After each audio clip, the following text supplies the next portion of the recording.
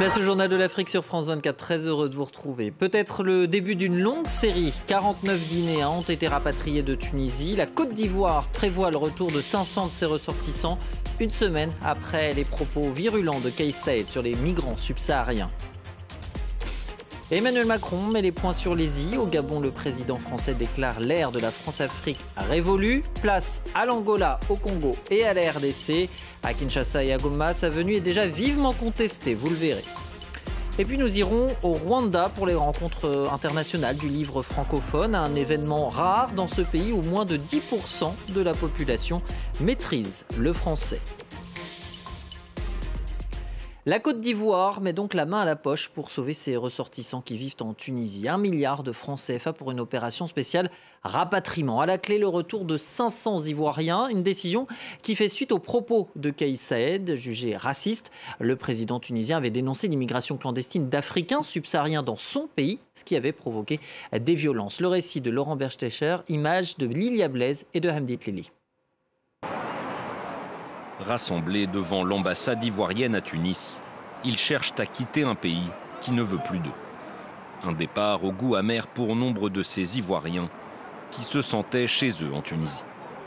Certaines personnes nous appellent des Africains, mais on est en Afrique. Donc expulser d'autres Africains de cette manière, bon, c'est un peu aberrant au fait. C'est vraiment dommage parce que je me sentais tellement heureux ici, je me sentais bien. Je vivais heureux, je n'avais pas de problème et rentrer de cette façon, ça me fait vraiment un pincement au cœur. Le 21 février, le président Kais Saied annonçait des mesures urgentes pour lutter contre l'immigration clandestine, y compris des sanctions à l'encontre des employeurs et des propriétaires. Du jour au lendemain, des milliers de personnes, majoritairement originaires d'Afrique subsaharienne, se sont retrouvées à la rue et sans travail. Certains ont même été victimes d'agressions et disent aujourd'hui craindre pour leur sécurité. Depuis que le problème est arrivé, nous sentons obligés de nous cacher. On est obligé de se cacher, on ne sort pas. Ça fait maintenant plus d'une semaine que je suis à la maison. Avec ma soeur, nous avons lapidé avec des cailloux, des petits cailloux. Et dit les Ivoiriens, rentrez chez vous, rentrez chez vous. Suite aux annonces du président, plusieurs pays d'Afrique subsaharienne, dont la Côte d'Ivoire, ont enclenché un mécanisme d'urgence pour protéger et rapatrier leurs ressortissants en Tunisie. Le gouvernement ivoirien a notamment débloqué près d'1,5 million d'euros pour aider au retour volontaire. La Guinée, elle, a déjà sauté le pas. 49 de ses ressortissants ont quitté le territoire tunisien, rapatriés par un vol spécial depuis Tunis, direction Conakry. Ils ont été accueillis à l'aéroport par le président de transition Mamadi Doumbouya. La correspondance de Malik Diakité. Ils sont au total 49, principalement des femmes, des enfants, des nourrissons et même des malades. Ces premiers Guinéens qui ont fui les violences en Tunisie sont arrivés mercredi soir à Conakry dans un vol spécial affrété par les autorités guinéennes. À leur descente d'avion, ils ont été accueillis par le président de la transition, le colonel Mamadi Doumbouya. Visiblement très affaiblis et traumatisés, ces rapatriés se réjouissent de leur retour au pays. On a été agressés 2 fois même avec le couteau et tout, les machettes. Il y avait même un monsieur avec nous qui a été poignardé sur ses genoux. Vraiment. Moi et mes enfants, on a vu pas mal de choses. Vraiment. Très contente de rentrer chez moi. Selon le ministre guinéen des Affaires étrangères, un pont aérien sera mis entre Conakry et Tunis pour le retour de d'autres volontaires. On a pu retrouver 181 personnes. Les autres sont en train de rejoindre l'ambassade. Mais aujourd'hui, on a pu transporter 49. Le président nous a dit qu'il est inacceptable qu'un Guinéen puisse s'ouvrir à l'extérieur et qu'il fallait mettre tout en œuvre pour que la Guinée se prenne en charge. C'est ce que nous avons fait. Ça va continuer. Les autorités guinéennes ont aussi annoncé un programme d'aide d'urgence qui permettra de prendre en charge l'hébergement et la nourriture pour un premier temps de tous les Guinéens qui décideront de rentrer au pays. Emmanuel Macron est en Angola ce vendredi. Au programme, rencontre avec son homologue João Lourenço. Il est question d'agriculture et de pétrole. Avant cela, le président français était au Gabon. Et il l'a assuré, la France-Afrique, c'est fini. Héloïse Mélan. Emmanuel Macron en train d'admirer les arbres centenaires et de goûter aux fruits exotiques, attentif aux explications de son guide, le ministre de l'Environnement gabonais. Le chef de l'État français lance à Libreville un appel pour la préservation des forêts à l'occasion du One Forest Summit, réunion internationale qu'il co-préside avec son homologue gabonais. C'est la première étape d'un voyage africain tourné vers l'avenir, loin de l'époque coloniale selon lui. Notre histoire commune, ici au Gabon, ne nous le cachons pas, c'est aussi celle de la France-Afrique. Et cet âge de la France-Afrique est bien révolu. Emmanuel Macron entend repartir sur de nouvelles bases sur le continent où l'influence française est très contestée. Ces derniers mois, l'armée française a été obligée de quitter le Mali et le Burkina. Le président affiche désormais une nouvelle stratégie militaire. J'ai décidé d'une stratégie nouvelle pour l'ensemble de nos bases en Afrique. Les besoins sont là, la piraterie maritime s'intensifie, l'orpaillage clandestin se multiplient, les crimes environnementaux liés justement au trafic de stupéfiants dans la région, liés aux mouvements terroristes qu'on connaît par ailleurs dans la région du lac Tchad, sont présents. Accusé par l'opposition gabonaise de soutenir le président Ali Bongo à quelques mois de l'élection présidentielle, Emmanuel Macron s'est défendu de vouloir interférer dans les affaires intérieures d'un pays africain. Au micro de France 24, le Premier ministre gabonais a préféré éviter le sujet. Je pense surtout que la question du climat mérite mieux que ce genre de polémique. Après le Gabon, le chef de l'État se rend en Angola ce jeudi soir. Il terminera son déplacement en République démocratique du Congo, où les habitants ont manifesté mercredi devant l'ambassade française contre sa venue. C'est en effet samedi que le président français se rend à Kinshasa. En attendant, les esprits s'échauffent. Des manifestations ont éclaté dans la capitale de RDC. Puis, à Goma, la position de la France face au Rwanda, accusé de soutenir le M23, a du mal à passer. Les explications sur place d'Aurélie Bazara-Kibangula sur des images de Justin Kabumba. Une dizaine de jeunes est descendue dans les rues de Goma. Macron assassin, Macron dégage. Voilà les slogans que l'on pouvait entendre. Un drapeau français a aussi été brûlé par les manifestants.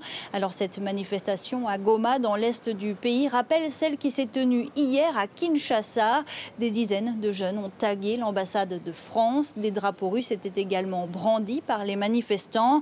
Alors à l'origine de cette colère, la visite d'Emmanuel Macron à Kinshasa.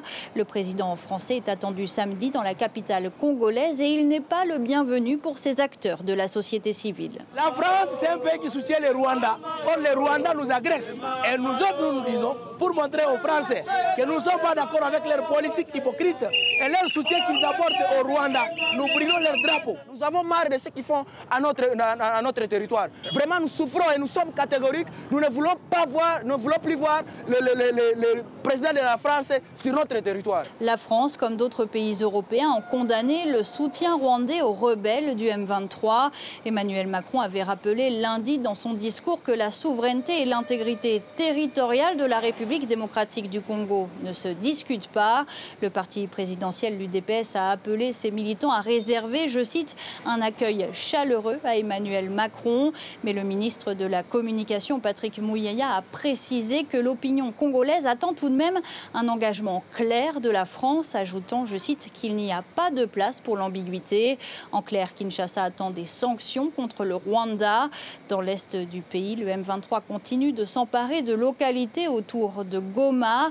Un plan de retrait avait pourtant été annoncé par les chefs d'État de la communauté d'Afrique de l'Est. Un retrait des rebelles du M23 qui aurait dû commencer le 28 février.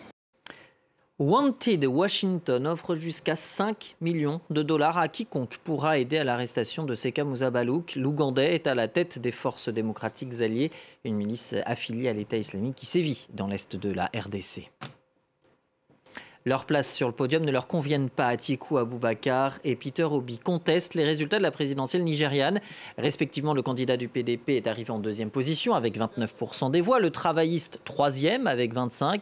Tous deux devancés par Bola Ahmed Tinubu du parti au pouvoir, vainqueur avec 36% des suffrages. Les retards ont alimenté les soupçons de fraude. Le Front de salut tunisien privé de manifestation. Dimanche, les autorités accusent des membres de la principale coalition de l'opposition de vouloir porter atteinte à la sûreté de l'État. Depuis un mois, de nombreux responsables politiques opposants au président Kais Saied ont été arrêtés. Dernier en date, Habib Louz et Sadok Chourou, deux cadres d'Ennahda. Allez, ouvrons une page littérature à présent avec les rencontres internationales du livre francophone. Ça se passe au Rwanda jusqu'à samedi. L'événement est rare dans ce pays où à peine 10% de la population parle français. Il faut dire que la langue est essentiellement réservée à une élite. Le reportage de Clément Diroma. Fanta Dramé a publié son premier roman lors de la rentrée littéraire de septembre en France. Cette professeure voyage pour la première fois au Rwanda, à la rencontre d'autres écrivains et surtout écrivaines francophones. Le festival fait de la part belle aux autrices, alors que c'est vrai qu'on a généralement souvent mis des auteurs en avant. Ici, il y a beaucoup d'autrices qui sont plus jeunes, qui apportent sûrement un regard différent sur ces parcours-là et même sur la littérature, tout simplement. Donc je pense que le thème de l'émigration, de l'exil, du départ, du voyage, est très important dans ces rencontres-là. Au cœur de ces rencontres internationales, l'histoire du continent et celle, douloureuse, du pays des 1000 collines. Je sais écrire ce que j'aurais dû dire et je pense que tout le monde est capable. Yolande Mukagasana est rescapée du génocide des Tutsis en 1994. Elle encourage maintenant la jeune génération à s'exprimer. Aujourd'hui, il y a beaucoup de Rwandais qui sont très intéressés, qui écrivent leur histoire. Et je soutiens très fort ça, parce que personne ne peut raconter mon histoire plus que moi-même. Si le rapprochement entre Paris et Kigali ces dernières années favorise les échanges culturels et l'apprentissage du français, moins de 10% des Rwandais maîtrisent cette langue, selon plusieurs études. Alors l'événement s'efforce de mettre en avant les œuvres francophones. Le fait de ramener les auteurs qui viennent de Djibouti, d'Algérie, de Guinée, de France, etc. ici, ça permet aux Rwandais de réactiver en fait cet espace de conte et de se dire « Ah mais oui, c'est vrai, en fait on aime ça. Est-ce qu'on peut le faire plus souvent ?» Donc ces rencontres-ci. Le festival accueille aussi le Sénégalais Mohamed Bougar Sarr, le premier écrivain d'Afrique subsaharienne à décrocher le prix Goncourt. Voilà, c'est tout pour aujourd'hui. Merci de votre fidélité. Le reste de l'actualité internationale, c'est dans quelques minutes. À demain.